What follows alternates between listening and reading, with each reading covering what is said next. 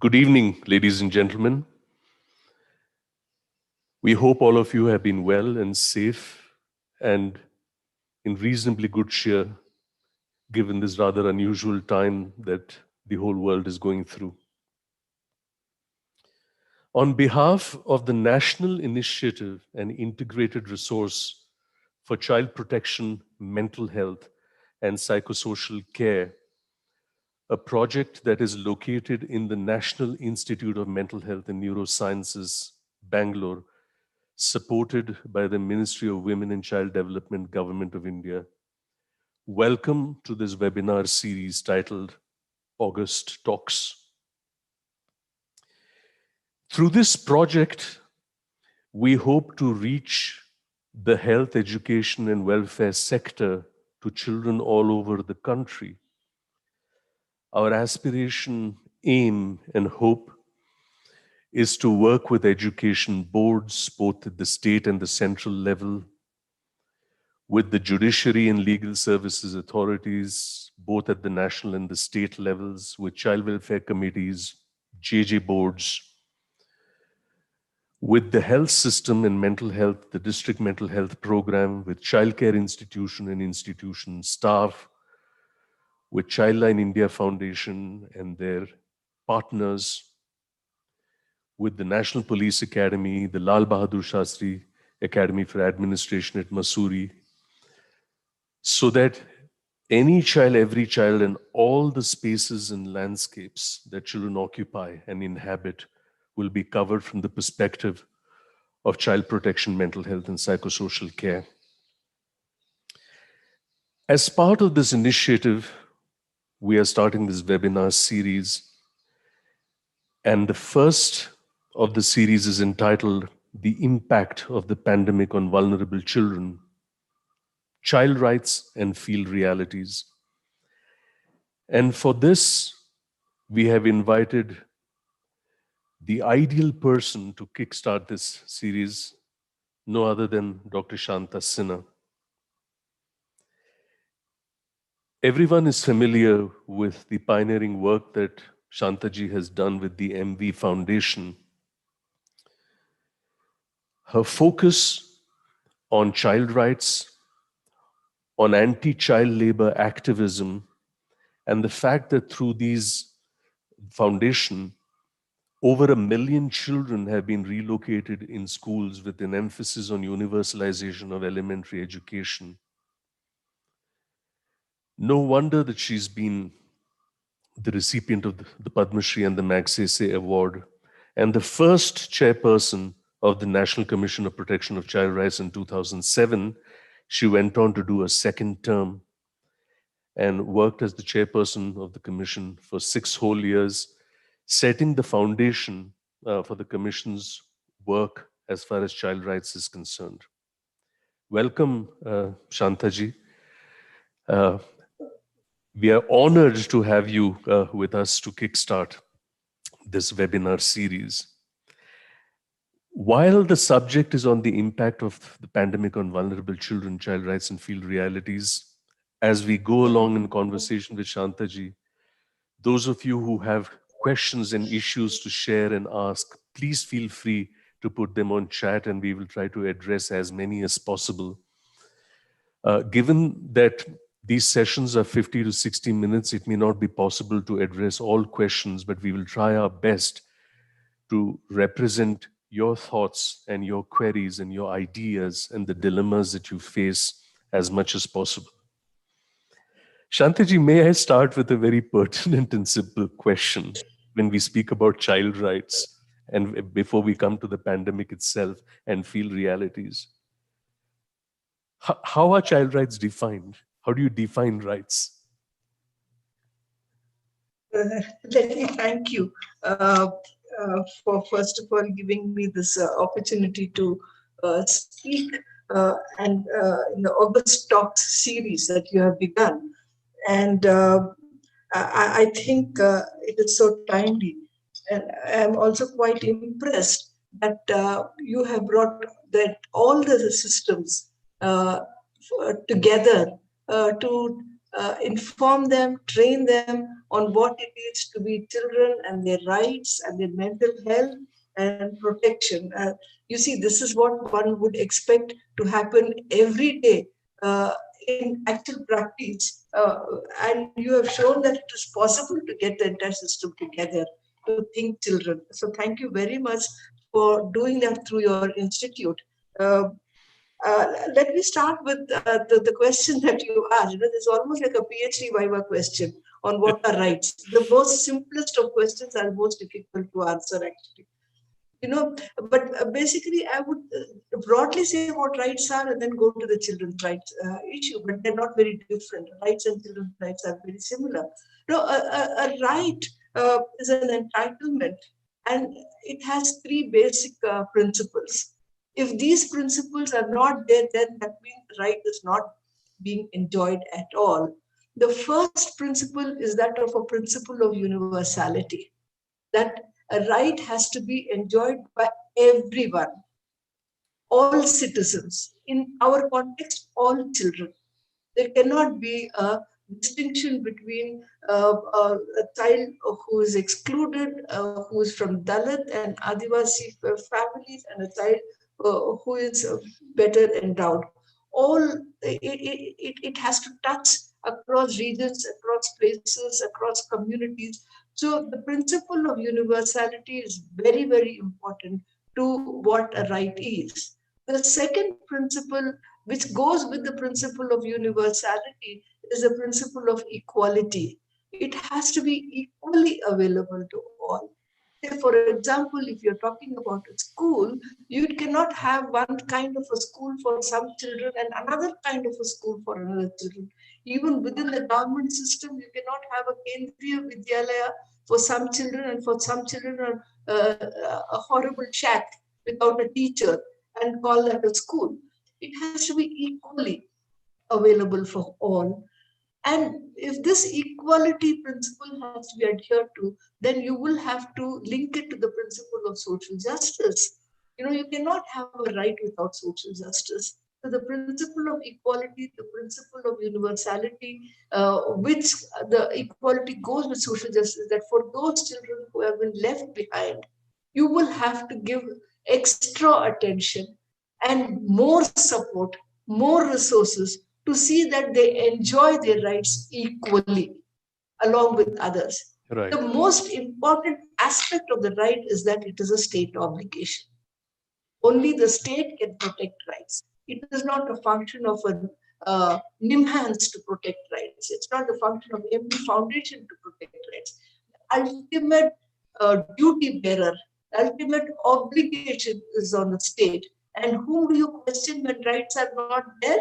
You question the state. So it is the state and the state alone that can protect rights. And it is a transaction between the state and the child, the state and the citizen. And we have to ensure that the child is protected, all children are protected, they have equal opportunities, and that our function is to push the state to do its functions and duties to protect children's rights. So this, I would think. As far as children are concerned, again, 3 points. All age groups of children are equally important. I mean, this is very, very important. There are some who work only on adolescent children, some who work on early childhood, some who work on child labor, some on trafficking, some on sexual, 6 to 14 years. Let me tell you that if you're talking about children's rights, you're talking about all age groups. And if there is a denial of right to one age group, it will have an impact on the other age group. For example, if right of a girl at 15 is not given to her and she gets married early, she does not get food, then it will impact on the kind of health she has and the birth of the newborn baby. You will, all age groups are equally important. All rights are equally important. You cannot say one right takes a priority over the other. You can't say that because it is hunger, let's do hunger first and then education. Right. So there is an interdependency of rights, there's an interdependency of ages, and the third thing is, which I think, which is not universally accepted, that you cannot deprive a right of a child in the name of tradition and culture. I mean, that is such a powerful argument in every apology given for why they're not able to tackle children's rights, because there is tradition and culture. So I must tell you, if there is a tradition and culture that comes in the way of a child rights, throw the tradition. I don't need that tradition. I don't need that culture. Every society requires tradition and culture. Let's create new traditions. Let's create new cultures to respect children and let the society go forward. This would be my initial introduction to what child rights are. Such an interesting idea about uh, looking at the relationship between state obligation on the one hand and culture and tradition on the other, which really characterizes the fabric of our daily lives. That so on the subject then of the combination of Indian culture on the one hand and democratic principles in the state on the other. If you trace the journey from 2007, when you were the first chairperson of the Right. National Commission, before we come to the pandemic and what has occurred, what do you think were the gains made in this relationship between the state and culture as far as child rights were concerned? Let me tell you, I had to arrive at this formulation because of a specific complaint that I have received about a child who was going to be inducted as a Jain monk at the age of 9. So that came to me as a complaint. And then subsequently, there were complaints about Buddhist monasteries in Arunachal Pradesh, and where children were going to Nepal to be again continuing as monks. So we had to take a call. It was very in the UNICEF, UNCRC. It was very ambivalent on the issue. But then one had to look at the consequences of what this is for the child, and then say that, look, we do not need traditions. And this is a response I wrote to the government of Maharashtra, saying we do not need traditions and cultures which go against a child's rights. You cannot make him a monk. He needs to have all opportunities and choices before him. So let him be 18 and then decide whether he wants to be a monk or a doctor. You can't impose this on him. And they agreed. Either way, it was a very difficult decision. Not for me, actually. It was very easy for me to decide that the child is more important than tradition and culture. Right. But otherwise, to make a convincing argument that we need traditions. I'm not against tradition. I'm not against culture. Society is a combination of traditions and cultures, but we need new traditions and new cultures. So, keeping that in mind, 2007, you were the first chairperson of NCPCR. We are in 2020 now. It's a period of about a decade and a half, Long time. 13 years, since you took over as the first chairperson and did a second term as well. And then COVID is there. So between the gains on the one hand, which is actually tabling the whole issue of child rights and questioning the role of the state and questioning the role of tradition and culture, to the pandemic situation, what is the collapse that has occurred? How do you really visualize and what's your perspective and take on? I can let me start with what gains we made to tell you what collapsed. Please. Because I think that was a very that decade of the 2006 to say 2016 to was very interesting. 2005 to 16, very important decade for children's rights. The commission itself is a product of that decade. Right. It doesn't say that NCPCR was a protection of child rights. It doesn't say protection of child welfare. You see, that itself was a very important thing. It was a commission for child rights. And then we had the Right to Education Act, which made education a fundamental right. Then we had the JJ Act amended, and there were many, many provisions in it that had changed, except for one or two, which we don't agree. I don't want to get into that now. Right. But that has been a very child-oriented protection system. Very robust transformation has occurred because of the JJ in terms of system and structure. Because there is that, you're able to train them. If Right. it has created systems, but it has not created processes. But the JJ Act is very, very important. POXO, you were part of the entire Yes. deliberations of POXO, and I think it was a very important, significant the enactment that came up over a period of time. The Child Marriage Act was also during. It is flawed, but still there was a revised Child Marriage Act during that time. So Hmm. you find that we have made phenomenal gains. Right. But now, due to pandemic, you find that somewhere they have become, they've vanished. As if nothing happened. There's an amnesia that there are no laws, there are no systems, there are no policies, and children are not even being talked about. So it is a huge loss, I must say, and I hope it is not a loss. All of us put in so much energy for each one of these enactments. It just didn't come up in the air. There was a process of social mobilization, engaging with the system from grassroots to the center, putting together minds of politicians, bureaucrats, judiciary, activists, academia. So many have gone into making Right. all these Right. differences. And I do hope it continues, and that we preserve the gains and take it forward. So that's what I would feel. That I think, I hope it, at the moment it seems they have collapsed. So the pandemic started in March, so we got March, April, May, June, July. We're almost 5 months Right.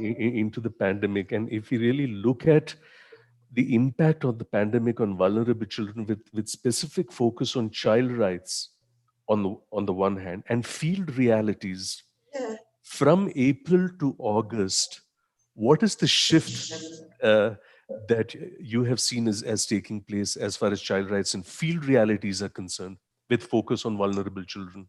Yeah. It's an interesting question. Soon after that, I'm talking about the rural context and not so much about the urban context. Uh, in the first 2 weeks, we found that actually the families were discovering each other.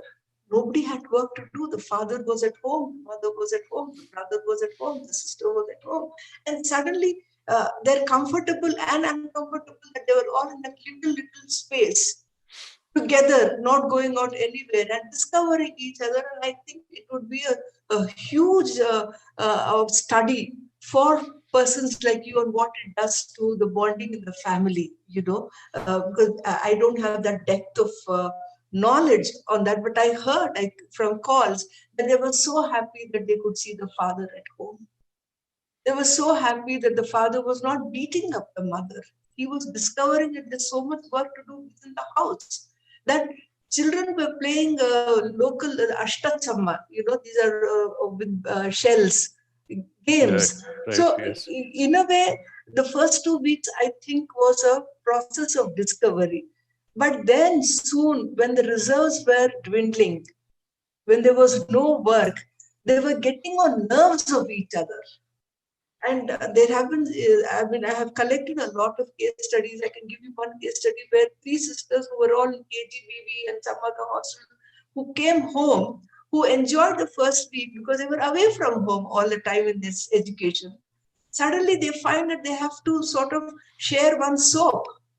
They have to share oil, hair oil, that nothing is there as resources. When they're in the hostel, all this is taken care of by the state. But here, they're competing with each other. They're at loggerheads with each other, started fighting with one another. And in one case, the girl had to run away from home couldn't take the anxiety, couldn't, and she uh, ran away to uh, jump into a well. And I don't know how to understand it because I'm not an expert on it. But then I found that this kind of anxiety was something Right. that was just too much for her. She couldn't explain it herself. So we had to sort of, as our field activists, get back to her and tell the sisters, don't fight. You're Because they were blaming each other. They didn't see the larger picture that put them into this kind of a problem. That was the mid of the whole thing. Then slowly they got. I'm talking about this case itself. They started adjusting to each other, and all three sisters started to work. They were not used to work. I mean, they did work. They were child labor once, but then there was hesitance again. But if they didn't work, the family couldn't go on. So you find that they had to work, and 20 children, 30 children in auto rickshaws were sent to cotton farms, to rice farms, the Kharif season, good monsoons this year, Mhm. and you find there are children everywhere. So, the stages of how a family discovers its cohesiveness and slowly gets fractured, competitive, at each other, and threatening. One of them wants to even die. I think has been something that one has witnessed over time. I'm talking about the family, and of course, services. I mean, I'll talk to you later on, but I think this should be answering your question on Yeah, but what. this whole shift of realities and shift of ecologies, and therefore compelling people to reset themselves to experiences that they have hitherto not undergone, Right. one way or the other. If you really look at children's lives, and the change in both internal and external ecologies, with the physical distancing, schools are closed, you have to wear masks, Yes. sanitization, and so loss of routine, loss of predictability, loss of learning opportunities, Yes. loss of peer interaction, loss of play, and what this does to children's lives. I recall in another conversation had with you, since the pandemic started, about the dominant issues and the dominant discourse, particularly a term that you use, which is the term visibilization. And when the pandemic started, about migrant Right. labors and so on, and now there's a lot of stuff on education. In this context, Shantaji, before I take you to this whole notion of visibilization and where our preoccupations are with particular reference to vulnerable children, child rights, I have a question from Adil Fayaz Vadu, who speaks about the situation in Jammu and Kashmir, concerning children. Schools have been shut, not just during the pandemic, but even before Right. that. Um, so the routine of children has become dysfunctional. So keeping this whole change in ecology in mind, and in Right. certain spaces where it adds to pre-existing, Right. both in internal ecologies, for example, children who had pre-existing anxiety or Right. intolerance of uncertainty, Right. what does that do to changes in field realities? I wonder whether you could take us through some ideas on the whole challenges of education and Yeah, I think it's very important. There are two sets of children. One set of children is that who were removed, who were school dropouts in any case, who were out of school in any case, and their anxieties. The other set of children are children who have been going to schools, who have a rhythm of education, who have, as you say, peer group, friends, hopes, aspirations, dreams, plans for future. This is one other set of children. And I think for children who were already sort of working, the pressure of work on them was far more immense because they couldn't even resist. School going children continued to resist for some time before they gave in. But those children who had never been to school, they had to face a lot of insults and humiliations. They were not treated as children. They were treated as adults who were wasting their time at home and not going to work. And they couldn't say that I want to go to school because they never went to school or they were school dropouts. So I think those set of children were the most vulnerable. Of course, right. we have the children who come back from the migrant labor, and we've seen the kind of, that is what I said civilization is about. The plight of children came back as a shock. It aroused the national consciousness when we saw the way children marched miles and miles to come back home. But then nothing about after they came back home, what happened to them. It's good that Right. there were visuals, they were visibilized, they came, and it's good that we discussed children who were locked in sweatshops and they were just abandoned by the middlemen. And but then now, where are they? What is happening to them? I think this set of children are still invisible. Right. Their anxieties are still invisible. But we have another set of children who have been school going children and they're fighting. This girl's story is that she says, I won't work. Why should I work? That kind of thing. But of course, she had to build. So this is what is happening. They're all now going to work, and they stop fighting and they close their dreams. The uncertainty, the anxiety that you're talking about, they no more have dreams, they no more have aspirations, they no more have thinking that I finished 10th, then what I do. I finished 12th, and then what I do. I finished 7th, and then where do I go? My new books, my new uniforms. That narrative is gone.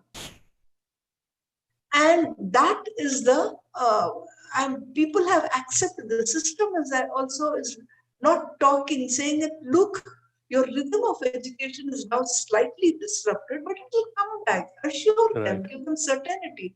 There is nothing as a message from anyone telling these children that not to get worried. They want to know. They're not old. Even a 5-year-old granddaughter of mine wants to know, when will my school reopen? And we are trying to talk to her and tell her. Right. Right. Why don't you talk to the children and tell them what is happening and be part of the solution? And tell them that this is what it is. The second thing, I don't know if I'm taking too much time. Not at all, Shantaji. Please care. This is fascinating.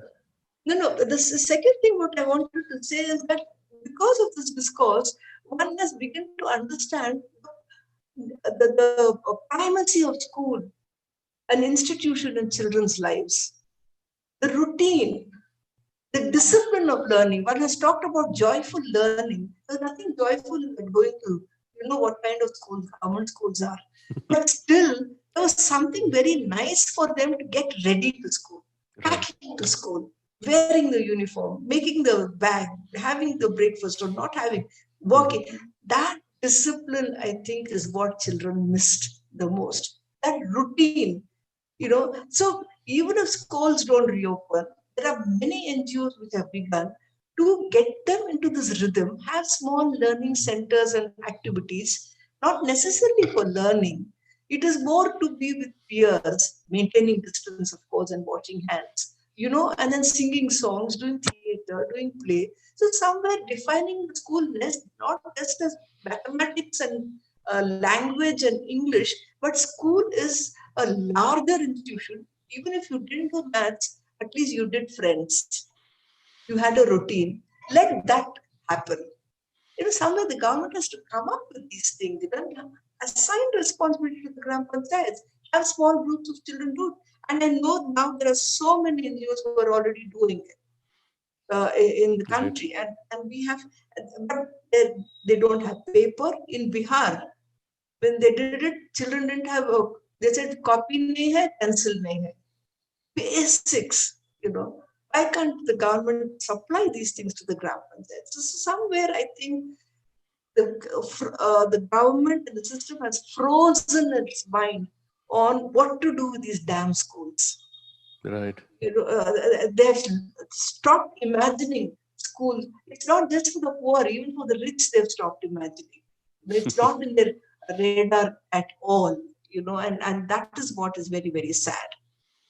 Somewhere in response to what Adil Fayaz is asking about routine and the situation in certain states, I suppose creative reclamation of routine, both from a child mental health perspective, but also from an anthroposophic perspective. In fact, that's related to a second post that has come from Mahfouz Ahmed, who says that children are not able to enjoy play in school anymore. They're confined at home. And when there is loss of play, anthroposophy, which is that branch of philosophy which deals with optimization of human potential. Rudolf Steiner, he was an Austrian psychoanalyst. I see. A lot of stuff with nature and art and music and gardening and movement and so on.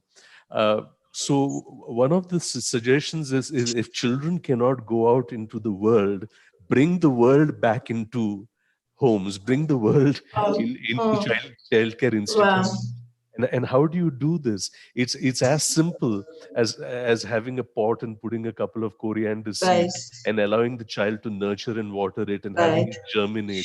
It's about putting 2 chairs and putting a bed sheet on top and putting blue light and making orange juice and putting on some Hawaiian music and imagining you're in a beach resort. So the rediscovery of play and the rediscovery or the reclamation of routine is very critical in creative ways, particularly during, Right. a time like Right. that. But uh, on the whole issue of education, again, Shantaji, because we're talking about field realities now, particularly with the this whole online and this cliche of the new normal, and in the light of the National Education Policy 2020, about which we are going to have another talk in this Right. series as well. But how do you see this the shift? If you look at from April till August, in March and April, it was about the suddenness with which Right. reality hit us, and all the other social issues about daily wage workers and migrant laborers. And for those of us in child rights are concerned that this is the time where there is the danger of child marriage, of child trafficking, of child Correct. labor, Right. Right. Right. because of loss of income. Right. Right. Right. Now, somewhere that discourse has shifted to this whole online. Uh, Correct. you know, Right. what is your take on this issue? I agree entirely with you that it has been a very clever way of hijacking the issue from real issues of child labor, child trafficking, violence, mental health, abuse of girls, and putting on the headlines the issue of online education as if that is what is the problem, and that is what is the solution. And I'm actually worried about online education capturing headlines. And then there are nuanced debates going on whether it increases disparities, whether it increases inequalities, how about vulnerable children? They are not able to reach out to it. And then, it's completely gone off tangent from the real issues of hunger, of poverty, of disempowerment, of humiliation. It's total, nobody's talking about that. And even me, since it has become the headline, I'm also moving out of these real issues because now I have to ideologically confront this online debate that is happening. And now I've come up with the theory that online debate is a debate of converting teachers and students into consumers. Hmm. Knowledge is not being produced locally. It's not being produced by colonial times. Now online education will even more alienate knowledge production, not from even from SCRT, even from NCRT. You have the Baidus, you have the Khan Academy, you have the Boston something, you have something else to tell us what is knowledge. So when will knowledge ever be respected and produced as an organic process of emerging from the ground? Now, look, I have to now think of so many theories to confront online education, but that I think is what is happening. But while I'm debating this, I would like the debate to come back to whether children are responsible for their poverty, whether Correct. children are responsible for their hunger, whether children are responsible for being trafficked. Whose Right. responsibility is it to take care of children? And why are we giving excuses that because they are hungry, they have to now work? Why are we giving all kinds of justifications for children going through what they're going? Is it not the state responsibility? That is why we come back to protection and rights. Whose responsibility is it? Would Right. you then they will take the discussion back into it is not practical now during COVID times to do anything. How can you reach out? Certainly you can. Why can't you reach out?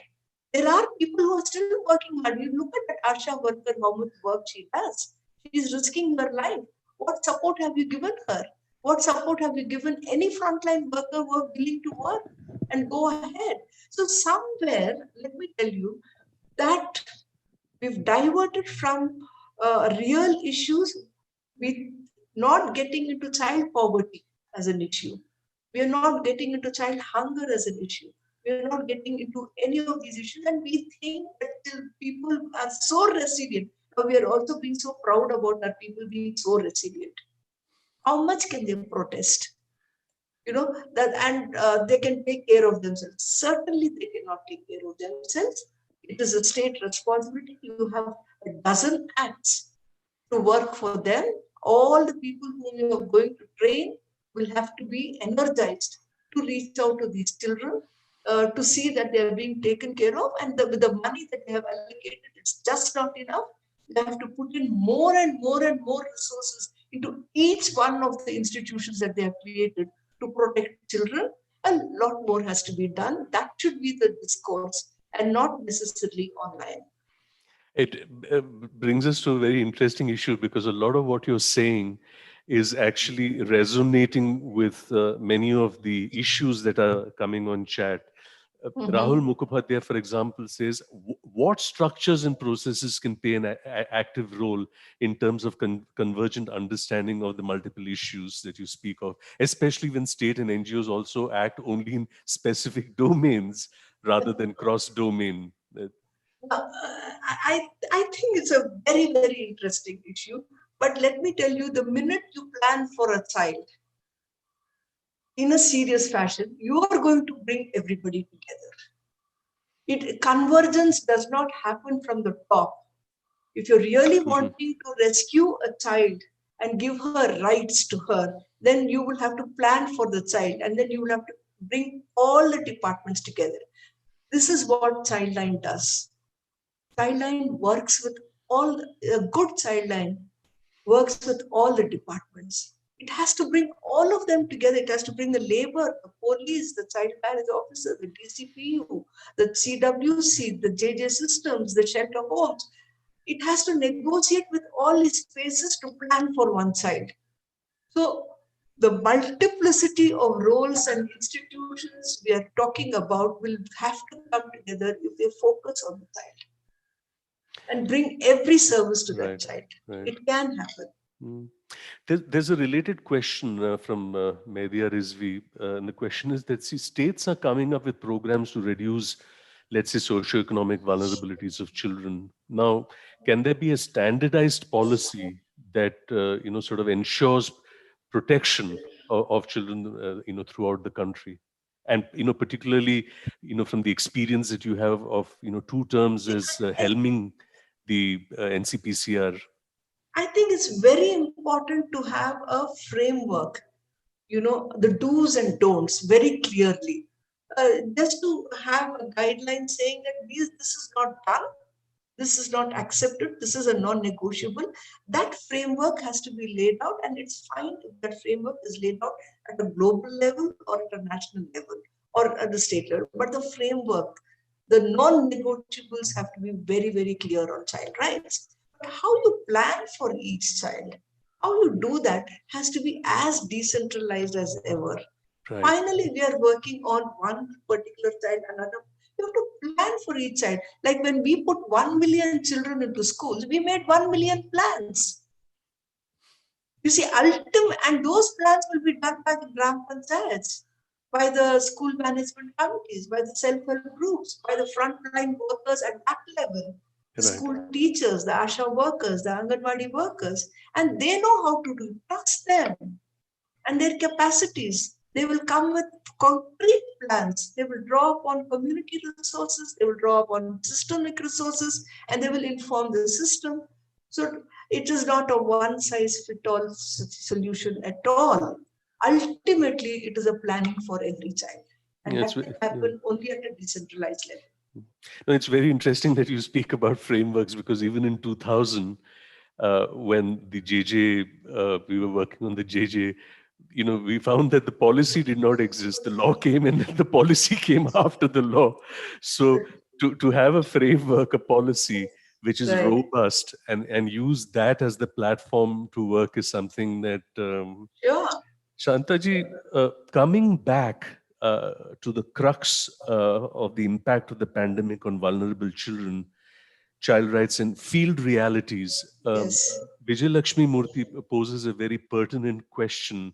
Again, Mhm. going back to the whole, POXO agenda, that Mhm. this is about the concern about the increase in child sexual abuse during the pandemic. That is there robust data, and her concern, Vijay Shanti's concern, is that as it is, there is a culture of silence around child sexual abuse. Mm. So, how does one address this during the pandemic? Any thoughts, Shantaji? Yeah, no, no. In fact, we have been tackling this issue. We've had a couple of cases that have come to us on child sexual abuse with father and daughter, and also elopement cases, also child marriage cases. Now, uh, what we have decided is that you go case by case, but we in places where there is a shock and an outrage in the community, then we feel that one can sort of not take the last recourse as a law, but then look at social boycott and and social pressure to correct the situation. But when there is no social pressure, when there's no social ostracism, when there is no community preparedness, then certainly you will have to go to the court, you will have to go to the police and get them to act. Right, So these are these are public issues, but then will have long-term implications for the child and the family. Uh, I mean, I'm not saying that family is absolutely necessary for the child, but what the child feels is important about the family, not what you and me feel about the family in the long run. So I think on issues such as this, we would go for resolving the issues locally right, through community action, through gram panchayat, not through khap panchayat. We're talking about community right, action in the framework of children's rights. Otherwise, it will be mistaken like let's go to a khap panchayat and they'll resolve the issue. We're not talking about that.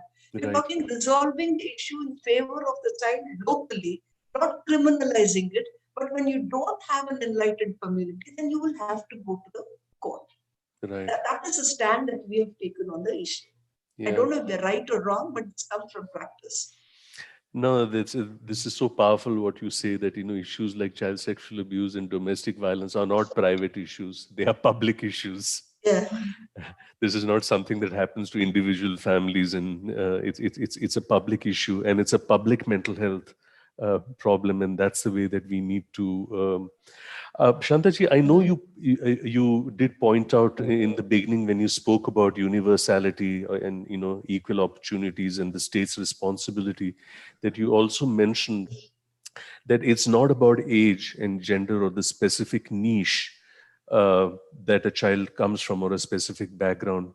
But having said that, there are still some issues which are age specific because of contextual reasons. One example is raised by Jyoti Shetty when she's asking, see, adolescents have been affected, especially those Yes. in their exit exams. They've given their Yes. boards, Yes. they're waiting, will there be a gap Right. year and all this Right. uncertainty. And they're starting out and finishing their courses. And how will this field reality in the context of the peri-COVID and the post-COVID situation be negotiated from the perspective of rights and choice? Um, I think, I mean, adolescents, I mean, you're an expert on it, but from the field reality, I find that they have more than any other age bracket, they have a sense of justice. Right, And they're willing to stand up for the sense of justice. And they're willing to fight, they're willing to resist. That is what I said. They're resisting child marriages, they're resisting sexual abuse. They want to be vocal, talk about it, and say, look, this is not on. They're the ones who, with hopes and aspirations, with dreams. And I think that we have to respect them, the adolescents and their acts of defiance and their right, acts of resistance, and understand them rather than thinking of them as brats, and it has happened with any gender, with girls or boys.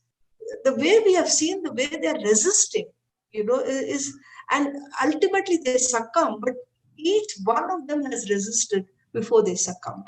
Where right, does that strength comes from? It comes from a sense of injustice, unfairness. And I think that informs the adolescent more than anything else. And that cannot be allowed to sort of kill their spirit. We will have to understand them. And I think somewhere the government and the system should be educated about understanding these boys and girls of whatever predicament, who are so full of wanting to change reality for themselves and Right. for the world. I think we need to have a new understanding. Not new, or everybody knows about it, but then we have to be far more compassionate and empathetic about adolescent children. The new understanding and the new norm, particularly when we spoke a while ago of Right. this whole discourse on online and education, and in some ways the hijacking of some principal agendas. Mm. But Josephine Anthony does raise the issue, this whole increase of screen time and the free Right. use of internet, and Right. is there any comment on its implications? And I can certainly say, Shantaji, that uh, from the World Health Organization, JAMA Pediatrics, which is a very prestigious Mm-hmm. journal, they have recommendations for young children, Mm-hmm. particularly those under the age of 6, of how much of screen time is permitted, and they Yeah. prescribe a Mm-hmm. limit of 2 hours, and that too Mm-hmm. not continuously, giving breaks, Yeah. because an average 3-year-old or a 4-year-old's I attention span know. is only 15 to 20 minutes. Right.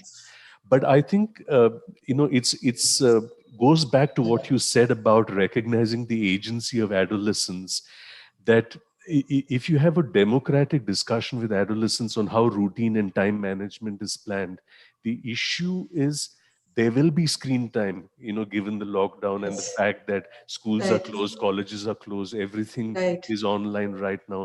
It's a rational balance of doing Right. this, and yet having face-to-face interaction, with the children and the Mm-hmm. families. But this raises a critical issue.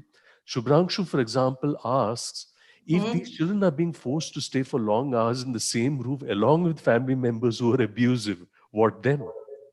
Yes, that is true. That is true. That is where I think uh, we should have worked on support groups for these.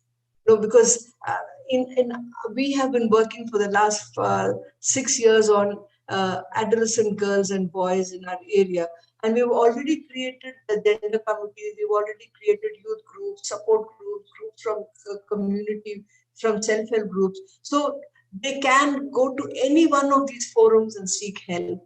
If there is no civil society readiness to respond to a violence on children, then it is pathetic.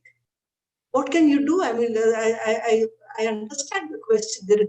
At least now, let us begin talking about these issues in the open.